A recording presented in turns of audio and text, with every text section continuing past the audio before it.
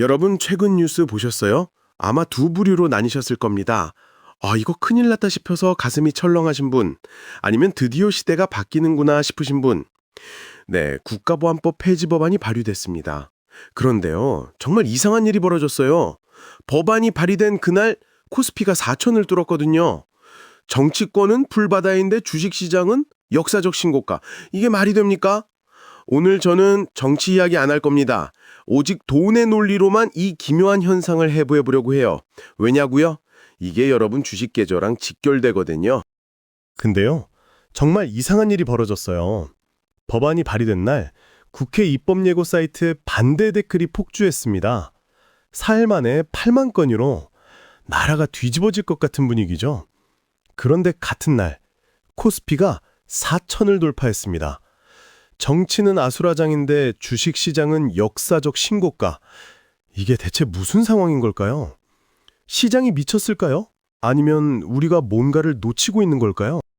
자, 오늘 저는 한쪽 편을 들지 않을 겁니다. 찬성이다, 반대다. 그건 여러분이 판단하실 문제예요. 대신 시장이라는 차가운 심판관의 눈으로 이 사태를 해부해 보겠습니다. 경제학의 관점에서 국가보안법이라는 변수가 우리 자산에 어떤 영향을 미칠 수 있는지, 그리고 지금 시장이 왜 이렇게 반응하고 있는지 준비되셨죠? 구독 먼저 눌러주시고요.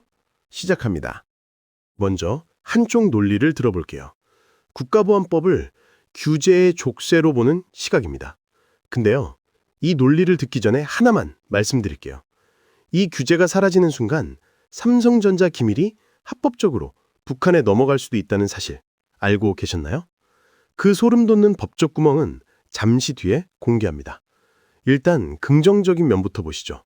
비유하자면 이래요. 마라톤을 뛰는데 등에 30kg짜리 배낭을 메고 있는 상황. 아무리 뛰어도 남들보다 느릴 수밖에 없죠. 이 관점에서 보면 국가보안법은 한국 경제가 등에 짊어진 무거운 짐이에요. 왜냐고요? 글로벌 투자자들 입장에서 한번 생각해 보세요. 요즘 투자의 황금률이 뭡니까? ESG예요. 환경, 사회, 지배구조. 여기서 S, 사회 부문에 인권이 들어갑니다. 그런데 유엔에서 수십 년간 한국에 뭐라고 했을까요? 국가보안법, 사상의 자유 침해 우려라고 권고해왔어요. 투자자 입장에서는 이게 리스크로 볼 수 있거든요. 내가 투자한 나라가 국제사회에서 인권 논란에 휩싸이면 주가의 악영향이죠. 여러분, 코리아 디스카운트 들어보셨죠? 한국 기업들이 실력에 비해 주식시장에서 헐값 취급받는 현상이에요. 삼성전자가 애플만큼 못 버나요? 아니죠. 그런데 주가는 왜 저평가될까요? 여러 이유가 있지만 그중 하나로 불투명한 제도적 리스크가 꼽힙니다. 이 관점에서 보면 국가보안법을 없애서 글로벌 스탠다드에 맞추면 한국 시장의 할인율이 줄어들 수 있다는 거예요. 꽤 매력적인 논리죠? 여기서 끝이 아닙니다. 문화산업도 생각해봐야 해요. 창작이라는 건 뭘까요? 금기를 깨고 상상력을 폭발시킬 때 걸작이 나오잖아요. 그런데 법적으로 이건 표현하면 안 돼라는 선이 있으면 창작자들은 본능적으로 자기 검열을 합니다.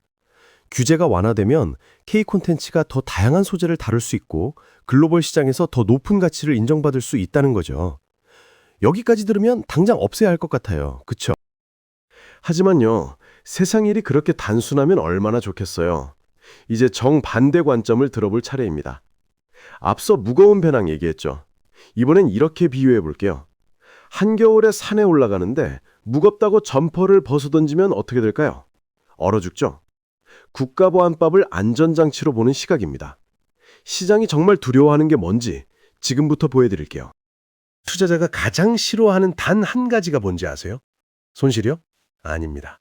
불확실성이요.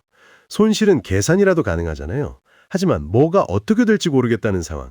이게 자본을 도망가게 만드는 최악의 독약입니다. 외국인 투자자들 눈에는 한국은 뭘까요?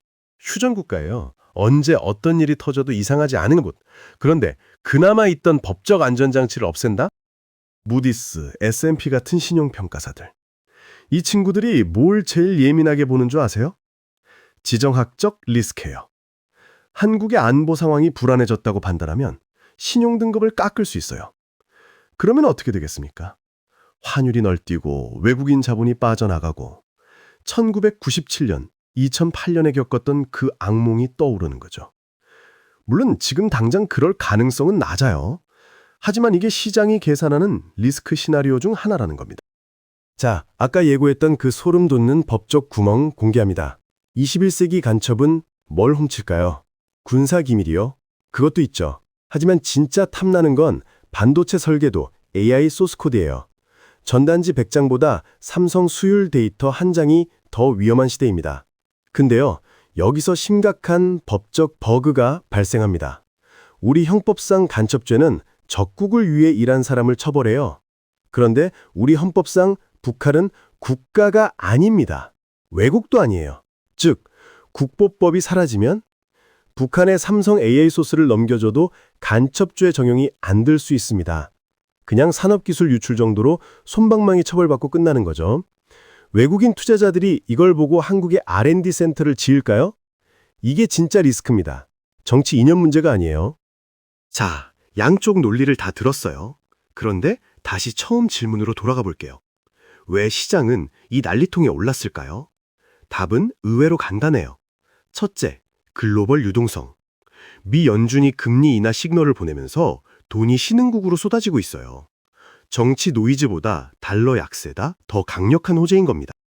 둘째, 학습 효과예요. 한국 투자자들은 수십 년간 온갖 정치 스캔들과 북한 도발을 겪어왔잖아요.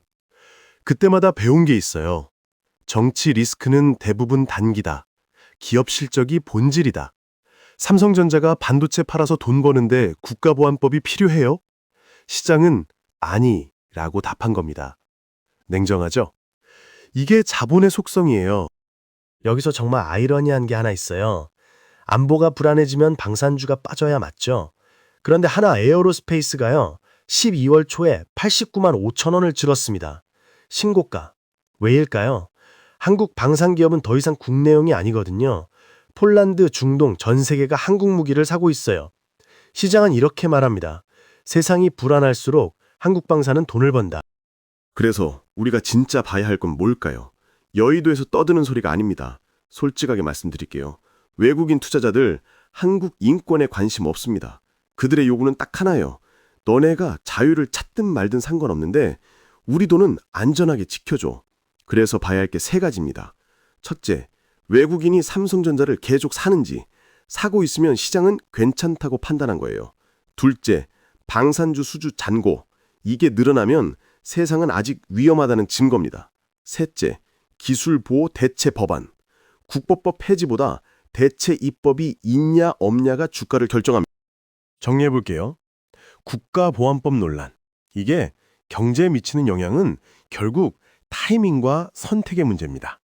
단기적으로 변동성은 있을 수 있어요. 환율 출렁임, 외국인 눈치 보기. 하지만 당장 시장을 무너뜨릴 위력은 아닙니다. 글로벌 유동성이라는 더 큰 파도가 치고 있으니까요. 장기적으로 기술 안보가 지켜지느냐가 관건이에요.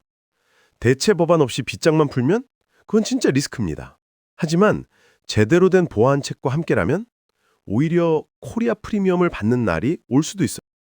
여러분은 어떻게 생각하세요? 국가보안법, 우리 경제의 발목을 잡는 족쇄일까요? 아니면 위험한 세상에서 우리를 지켜주는 안전벨트일까요? 저는 답을 드리지 않겠습니다. 그건 정치의 영역이니까요. 다만 한 가지는 확실합니다. 이 논쟁의 결과가 단순히 뉴스 한 줄로 끝나지 않는다는 것. 내일 아침 여러분의 주식 계좌, 환율, 물가에까지 영향을 미칠 수 있다는 것. 선택은 국민의 몫이지만 그 성적표는 시장이 매길 겁니다. 오늘 영상 도움이 되셨다면 구독과 좋아요 부탁드려요. 정치 얘기 안 하고 끝까지 경제로만 분석하려고 노력했거든요. 앞으로도 민감한 이슈들 돈의 논리로 냉정하게 해부해 드리겠습니다. 알림 설정 해두시면 놓치지 않으실 수 있어요. 지금까지 시청해 주셔서 감사합니다. 다음 영상에서 또 뵙겠습니다.